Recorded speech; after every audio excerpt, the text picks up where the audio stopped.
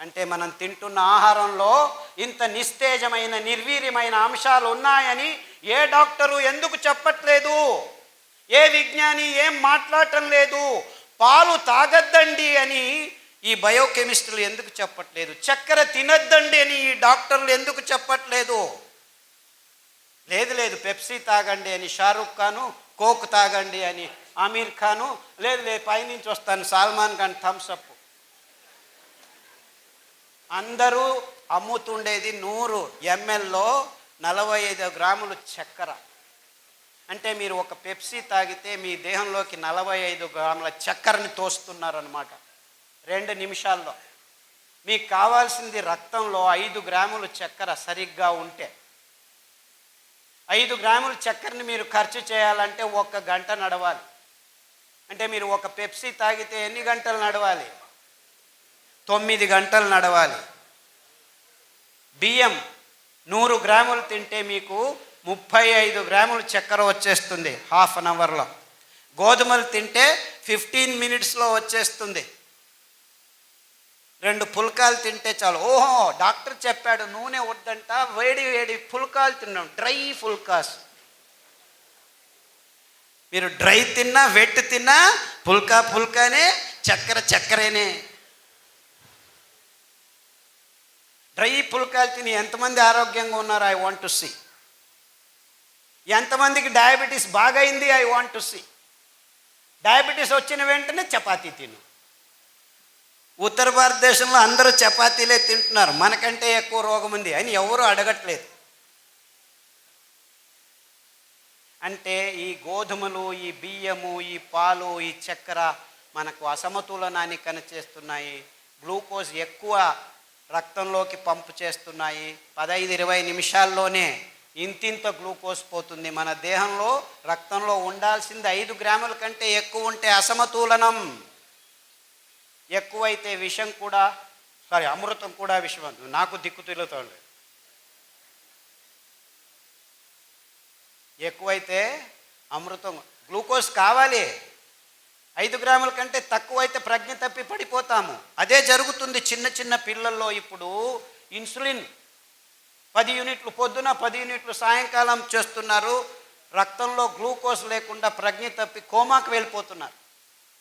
ఇదంతా ఏం పారగలేదు, బాగలేదు, మేము హైటెక్ చిప్పు రెడీ చేశాము, ఎంత గ్లూకోజ్ కావాలో అంత గ్లూకోజ్ను లోపలికి తీసుకెళ్లే ఇన్సులిన్ను మాత్రమే రిలీజ్ చేస్తుంది, తొడలో పెడతాము, వారం వచ్చి కియోస్క్లో కూర్చొని మొబైల్ లాగా ఛార్జ్ చేసుకుని ఇన్సులిన్ మొబైల్ లాగా ఛార్జ్ కూర్చోవాలి. 3 గంటలు కూర్చుంటే ఇన్సులిన్ లోపల పోతుంది. తర్వాత 1 వారం తిరగచ్చు, మళ్ళా కూర్చోవాలి, మొబైల్ లాగా ఛార్జ్ చేసుకుని. ఆ చిప్పు పెట్టేదానికి 3 లక్షలు, ప్రతిసారి ఛార్జ్ చేసేదానికి 3000. ఇది అరే, ఎందుకు ఆ చిన్న పిల్లవాడికి గ్లూకోజ్ ఎక్కువ అవుతుంది రక్తంలో? ఈ బిస్కెట్లు, ఈ చాక్లెట్లు, ఈ కేకులు, ఈ కొవ్వు పదార్థాలు, ఆ డాల్డా, ఈ మాంసము తయారైన తర్వాత, తిన్న తర్వాత మిగిలిన మాంసాన్ని పారేస్తే డబ్బులు ఖర్చు అవుతాయని దాన్ని బాగా పెద్ద ఇలాంటి పెద్ద హాల్ అంతా వ్యాట్స్లో, స్టీల్ పాత్రలో వేసి కుదిస్తే పైకి తేలుతుంది కొవ్వు. ఆ కొవ్వే డాల్డా. తెచ్చి ప్రతి ఒక్క చిన్న ఊర్లలో బేకరీలకు ఇస్తున్నారు. బిస్కెట్లు, కేకులు. సార్, మేము బ్రాహ్మణులము, మాంసం తినము, అయినా క్యాన్సర్ వచ్చింది. ఎందుకు వచ్చింది? పొద్దున్న లేస్తే కాఫీలో బిస్కెట్ అద్దుకొని తింటున్నావు, రస్క్ అద్దుకొని తింటున్నావు. ఆ రస్క్లో 100కి 40 గ్రాములు ఈ డాల్డా ఉంది. ఆ డాల్డా ఎక్కడి నుంచి వచ్చింది? ఈ రీతి తయారు చేసిన కోళ్ళ మాంసం నుంచి, పందుల మాంసం నుంచి, ఆవుల మాంసం నుంచి, రోగ నిరోధక శక్తి లేని ఆ పందుల నుంచి, ఆవుల నుంచి, కోళ్ళ నుంచి వచ్చిన కొవ్వులో వైరస్లు ఉన్నాయి, కెమికల్స్ ఉన్నాయి. అవి తినటం వల్ల నీ దేహంలో క్యాన్సర్ చోటు చేసుకుంటుంది. ఈ సోయాబీను, ఈ మొక్కజొన్నలను కలిపి తయారు చేసిన పశుగ్రాసాన్ని తినటం వల్ల దానిలకు రోగం వచ్చింది. దానిలను తిని నీకు రోగం వస్తుందని ఎవ్వరూ చెప్పట్లేదు. అందుకే క్యాన్సర్ గడ్డలు చిన్న పిల్లల్లో, ఎముకల మీద, రక్తంలో, గర్భకోశంలో, మెదుళ్లలో ఇలా 15 రకాల క్యాన్సర్లకి మేము ఆహారము కషాయాలను తయారు చేసి లిస్ట్ రెడీ చేశాము. చాలామందికి బాగా అయిన తర్వాత 14 ఆ పుస్తకంలో అన్ని లిస్టు చేసి ఏ క్యాన్సర్కి ఏ ఆహారం, ఏ కషాయం ఉదయం, ఏ కషాయం మధ్యాహ్నం తాగాలి అని వివరంగా రాసి పెట్టాము. ఆ పుస్తకాన్ని చూసుకొని బాగు చేసుకున్నామని ఫోన్ చేసేవాళ్ళు ఇప్పుడు దుబాయ్, కువైట్, అమెరికా, న్యూజిలాండ్ నుంచి నాకు ఫోన్ చేస్తున్నారు. సార్ మాకు ఇది బాగా అయింది, మాకు కషాయాలు దొరకట్లేదు, ఎండిపోయిన ఆకుల్ని కషాయాలుగా తాగవచ్చా? మా అమ్మా నాన్న వాళ్ళు దాన్ని ఎండబెట్టి పొడి పంపిస్తారంట.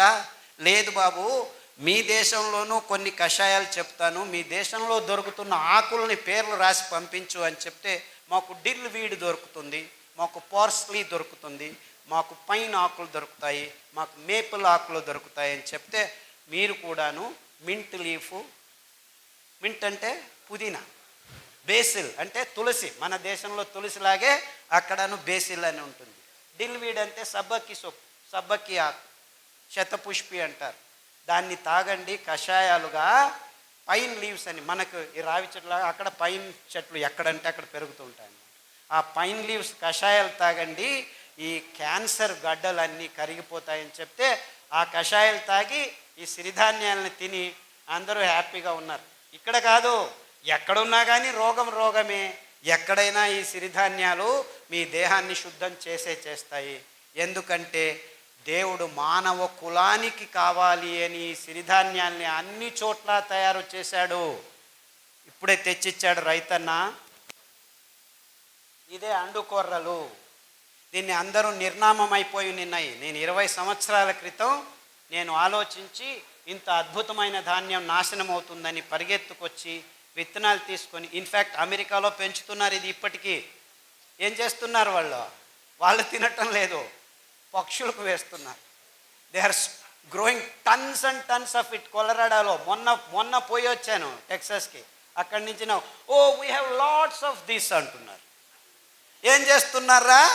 పక్షులకు వేస్తున్నాను. మీరేం తింటున్నారా? పందులు తింటున్నాము అంటున్నారు. పందులు తిని రోగాలు వస్తున్నాయి. ఎన్ని రోగాలంటే పార్కిన్సన్స్ అంట పేరు. అంటే ఏమిటి? నీ పేరేం పేరు? భార్యను అడుగుతున్నాడు భర్త. ఎప్పుడు పెళ్లి చేసుకున్నాను నేను? ఒక 20 నిమిషాలు మర్చిపోతాడు, వాడికి తెలియదు ఎక్కడున్నాడు అని. ఇది మా ఇల్లా?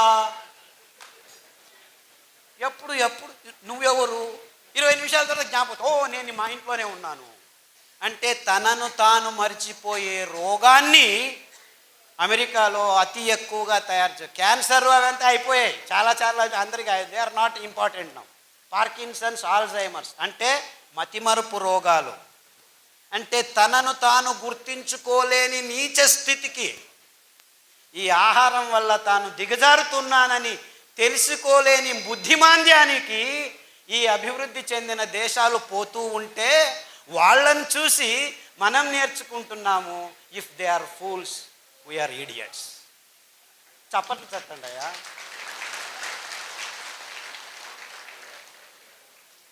మనం చేయాల్సింది ఇంతే. పార్కిన్సన్స్ మన దేశంలోనూ మెల్లిగా మొదలైంది. ఇప్పుడు 100కి 6 మందికి మన దేశంలోనూ పార్కిన్సన్స్ వచ్చేసిందని చెప్తున్నారు. By 2025 it will be 18%. ఇలా భయంకరమైన గణాంకాలు దొరుకుతున్నా కానీ నిమ్మకు నీరెత్తినట్టు కూర్చున్నాం మనం. ఇంకా చక్కెర కావాలి, ఇంకా మాంసం కావాలి, ఇంకా గుడ్లు తినాలి, ఇంకా నూడిల్స్ తినాలి. అమ్మ అవసరం లేదు, నాన్న అవసరం లేదు, 2 నిమిషాలు నూడిల్స్ అని చెప్తే అందరూ వెళ్ళి ఆబగా పిల్లలకి ఏమిటి మేమే తింటామని వాళ్ళకు పెట్టకుండా మనమే తింటున్నాం. ఎందుకు? వంట చేసే తప్పుతుంది అంటే ఇంట్లో వంట చేయటం మీరు చేయకండి, అన్నీ మేమే చేసిస్తాం, మీ వంటగదులు ఎందుకు, వంటగదులు అవసరం లేదు అని. ఇప్పుడు బెంగళూరులో ముందు 2 బెడ్రూమ్ కిచెన్ అని ఉండేది, ఇప్పుడు కిచెన్ తీసేస్తున్నారు. అటాచ్డ్ బాత్రూమ్స్ ఎన్ని ఉన్నాయి అని అడుగుతున్నారు. అంటే ఒకరికి ఉచ్చులు వస్తుంది, ఇంకోటి పోతుంది, అయ్యో ఇంకొకటి. This is the condition. Sadly వంటగది బాగా ఉండాలి. మన వంటలు మనం చేసుకొని మన చేతులతో మన పిల్లలకు అందిస్తే మన పిల్లల ఆరోగ్యం ఉంటుందని ఈ కంపెనీలు, ఈ అర్బన్ లైఫ్ మనల్ని నాశనం చేస్తున్నాయని మీకందరికీ హెచ్చరిక చేసేదానికి వచ్చాను. చిన్న చిన్న ఊర్లలో కూడాను ఇప్పుడు వంటలు చేయడం ఆపి హోటళ్ళకు వెళ్ళి హోటళ్ళలో అది ఏమిస్తున్నారో దిక్కు తెలియట్లేదు, దాన్ని తింటున్నారు. మసాలాలు వేస్తే అది ఏమిస్తున్నారో దిక్కు తెలియదు మీకు, దాన్ని తింటున్నారు. రోగాలు వస్తున్నాయి, నో ప్రాబ్లం, ర్యాంటాక్ వేసుకో, జంటాక్ వేసుకో, ఈ ట్యాక్ వేసుకో, ఆ ట్యాక్ వేసుకో, మళ్ళా వెళ్ళి అలాగే తిను. అరే ఎందుకురా ఇలా అవుతుంది అని ఆలోచించట్లేదు. మజ్జిగ తాగండి, బయటికి వెళ్తే మజ్జిగకు మెంతి పొడి వేసుకొని తాగండి, లోపల విషం పోయినా కానీ మీకు రోగనిరోధక శక్తి ఉంటుంది. ఇలాంటి చిన్న చిన్న విషయాల్లో మీ ఆరోగ్యం ఉంది అంటే ఆరోగ్యం మీ నోటికి వెళుతున్న ప్రతి ముద్దలో ప్రతి చుక్కలో ఉంది. కానీ ఈ డాక్టర్ల చుట్టూ తిరుగుతుంటే మీకు ట్యాబ్లెట్లు దొరుకుతాయి, ఆసుపత్రులు పెద్దవవుతాయి, రోగాలు బాగు కావు, ఆసుపత్రులలో ఆరోగ్యం లేనే లేదు.